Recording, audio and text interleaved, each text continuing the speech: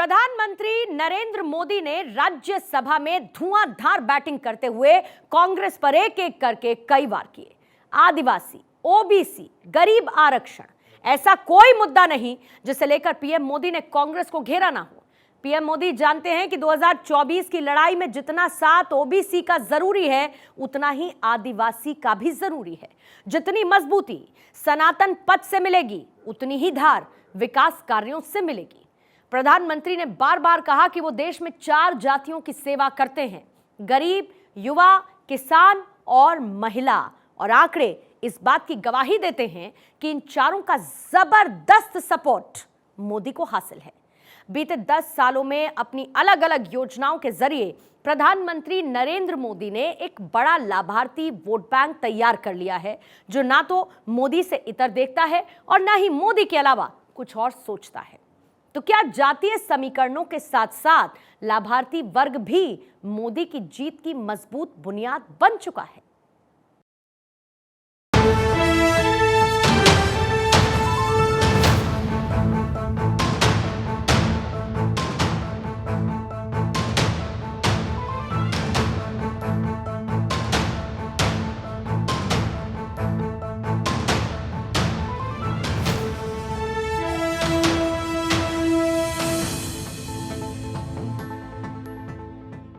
इन दिनों काफी बातें हो रही जाति की। फिर से एक बार क्यों जरूरत पड़ गई उनको मैं तो नहीं जानता हूं, लेकिन अगर उनको जरूरत पड़ी है तो पहले जरा अपने गरीबान में झांके, उनको पता चलेगा क्या किया है। दलित, पिछड़े और आदिवासी, कांग्रेस जन्मजात उनकी सबसे बड़ी विरोधी रही है।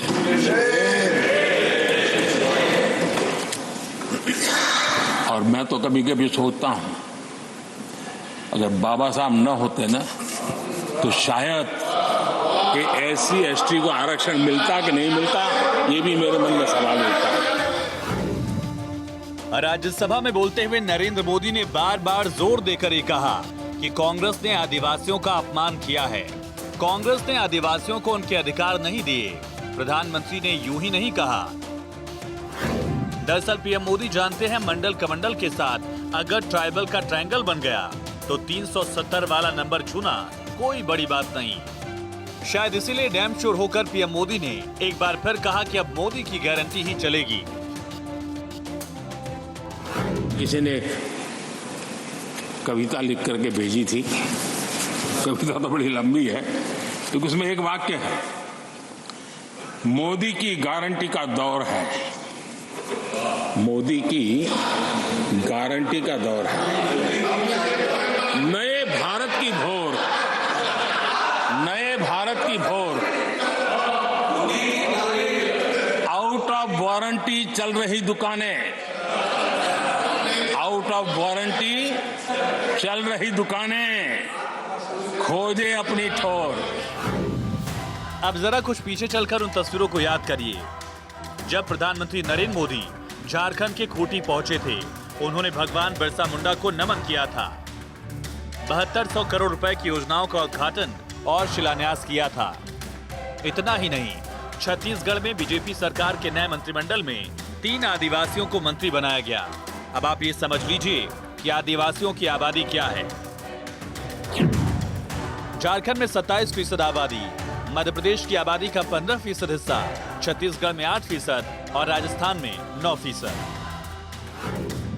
प्रधानमंत्री नरेंद्र मोदी जानते हैं कि अगर ये वर्ग उनके साथ आ गया तो 400 सीटों को पार करना कोई बहुत मुश्किल काम नहीं है। नरेंद्र मोदी वैसे भी सिर्फ 4 जातियों की बात करते हैं: गरीब, किसान, युवा और महिला। राज्यसभा में प्रधानमंत्री नरेंद्र मोदी ने विपक्ष के आरोपों का जवाब देते हुए ये भी बता दिया कि आखिर देश में 80 करोड़ गरीबों को मुफ्त राशन क्यों दे रहे हैं। जब हम कहते हैं कि 25 करोड़ लोग गरीबी से बाहर आए, तो ऐसा कुतर्क दिया जाता है कि 25 करोड़ बाहर आए तो फिर 80 करोड़ को खाना अनाज क्यों देते हो। आदरणीय सभापति जी, हम जानते हैं कोई बीमार व्यक्ति हॉस्पिटल से बाहर आ जाए ना, तो भी डॉक्टर कहता है कुछ दिन इसको ऐसे ऐसे संभालिए, खाने में परहेजी रखिए, ढिकना करिए, फलाना करिए, कहना क्यों, कहीं दोबारा वहाँ मुसीबत में ना आ जाए। जो गरीबी से बाहर निकला है ना, उसको ज़्यादा संभालना चाहिए ताकि कोई ऐसा संकट आकर के फिर से गरीबी की तरफ लपक न जाए। उधर मोदी सरकार देश के गरीबों के कल्याण, उनके जीवन में बदलाव के लिए बीते 10 साल से कई कल्याणकारी योजनाएं चला रही है, जिसका असर भी दिख रहा है। हाल ही में पीएम मोदी खुद अयोध्या में उज्ज्वला योजना की 10 करोड़वीं लाभार्थी मीरा मांझी के घर पहुंचे थे, जहां पीएम ने चाय भी पी थी और इनसे अलग अलग योजनाओं के बारे में बात भी की थी। तो क्या मोदी सरकार की अलग अलग योजनाएं मोदी की हैट्रिक के लिए मददगार साबित होंगी?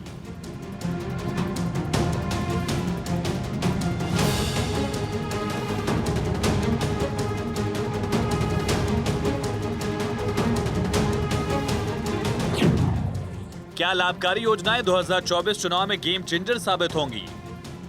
लाभकारी योजनाएं क्या फ्री वाले वादों का बेहतर विकल्प हैं? लाभकारी योजनाएं वोटर्स को कितना प्रभावित करती हैं? क्या अच्छी योजनाओं से राजनीति की दिशा बदल सकती है?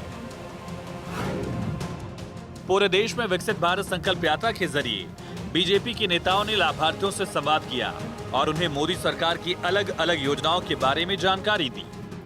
बीजेपी को पूरा विश्वास है कि योजनाओं के लाभार्थी नरेंद्र मोदी को तीसरी बार प्रधानमंत्री बनाएंगे। आपको बताएंगे कि कौन कौन सी वो केंद्रीय योजनाएं हैं जिनका लाभ लोगों को मिल रहा है।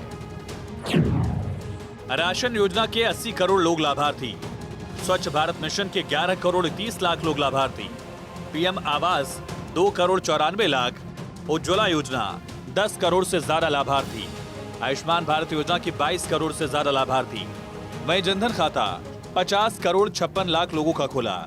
मुद्रा योजना का फायदा भी 34 करोड़ 93 लाख लोगों को मिला। पीएम सुरक्षा बीमा योजना 34 करोड़ 18 लाख लोग लाभार्थी। अटल पेंशन स्कीम 5 करोड़ लोग लाभार्थी।